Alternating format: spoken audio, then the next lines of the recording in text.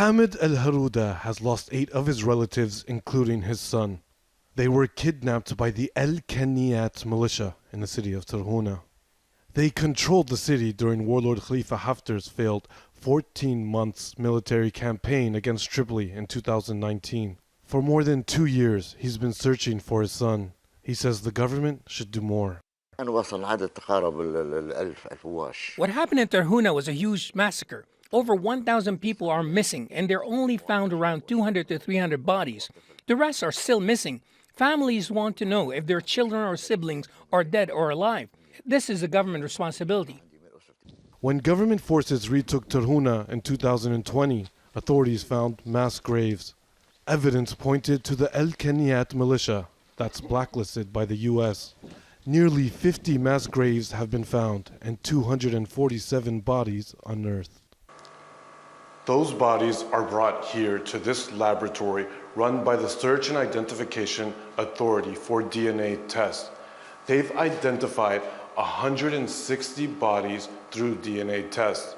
137 of them are from mass graves in the city of Tarhuna. With more than 350 people registered as missing in Tarhuna, family members say the government has been slow to identify the bodies of those recovered. But officials here say it's a complicated and time-consuming process. Bone samples are very difficult and challenging to analyze.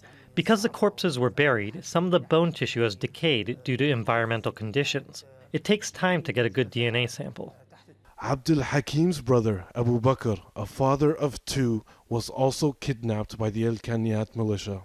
He says his family suspected his brother had been killed, but still spent months looking for him.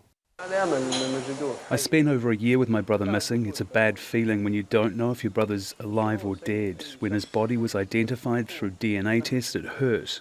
The hardest part was telling my mother and his wife. But after burying him, I was able to relax.